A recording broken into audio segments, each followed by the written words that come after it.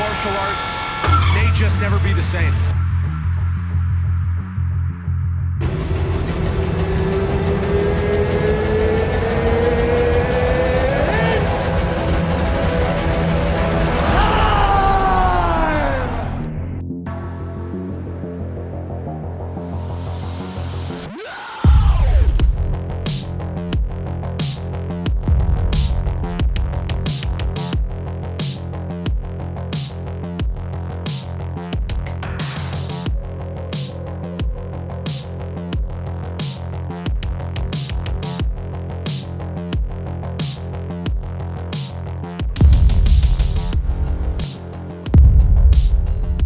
Thank you for tuning into Luxurytainment, my fight fans.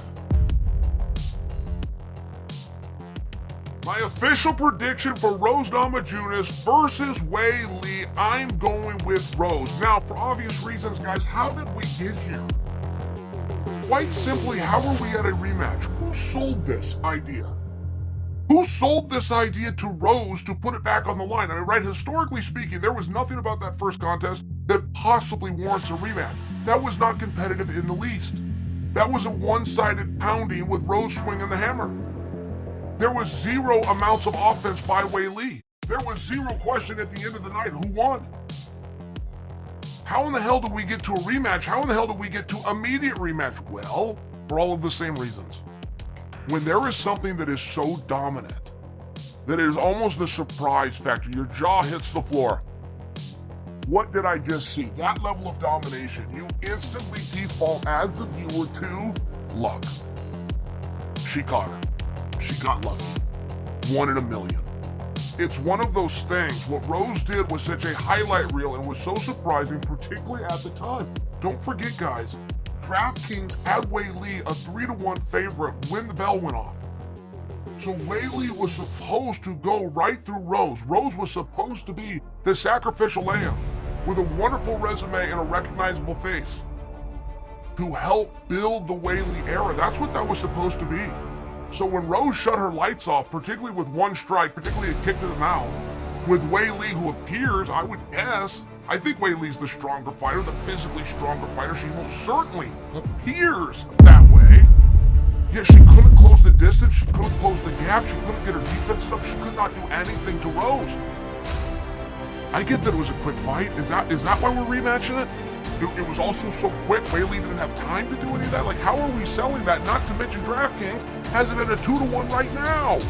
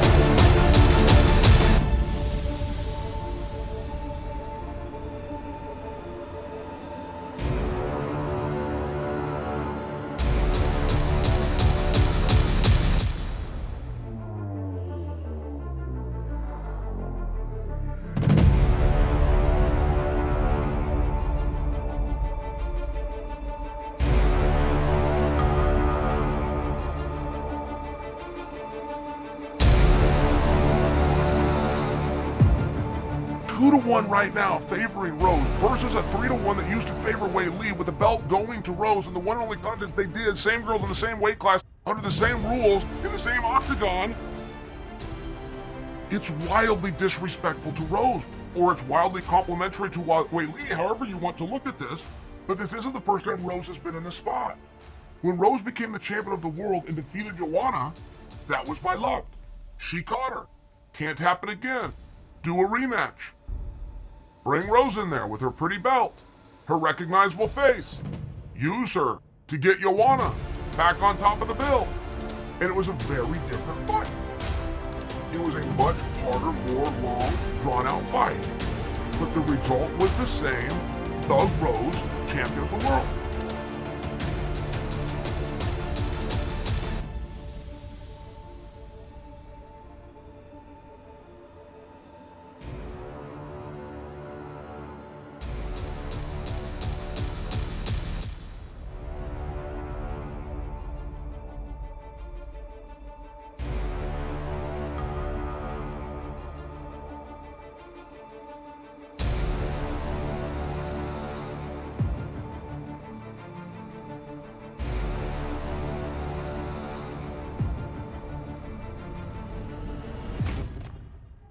Rose has been in this spot, and there's a lot of people that are really Team Rose that think she got dealt off the bottom of the deck here. She did not.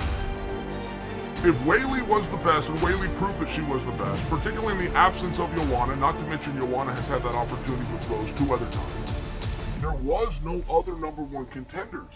And we were built in on the human factor, and it's represented at DraftKings right now. They still see it.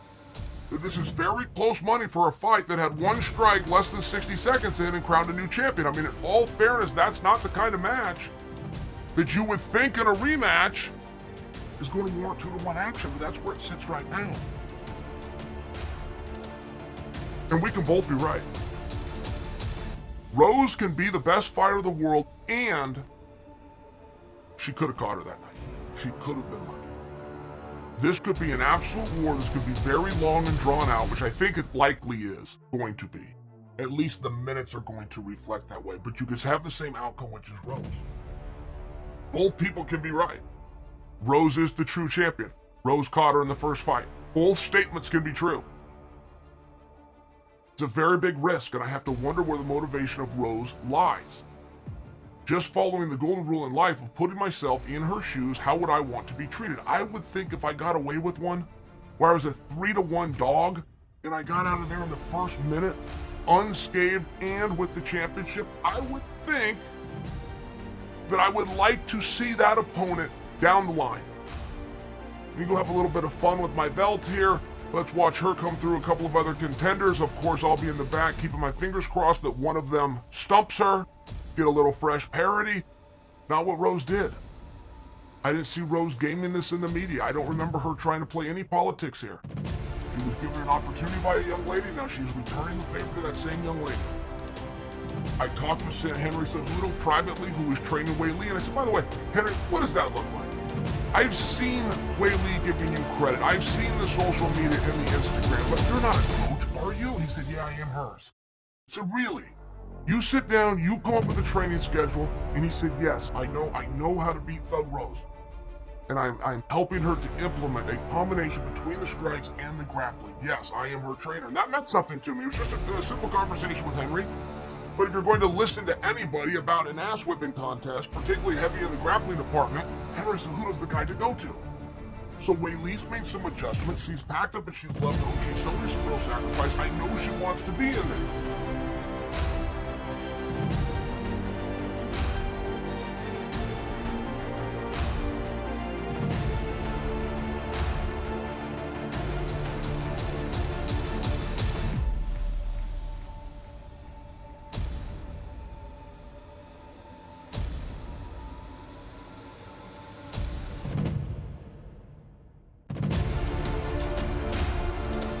But that isn't what I was here to discuss with you guys. What I'm here to discuss with you guys is my prediction, Weili versus Rose, and still, Thug Rose.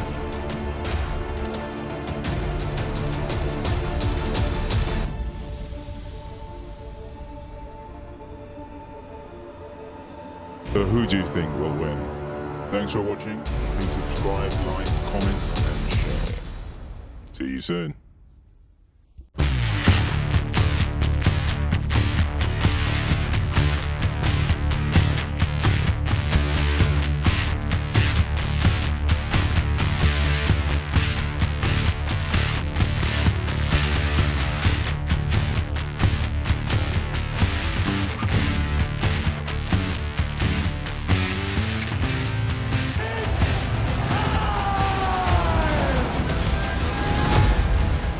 We go again.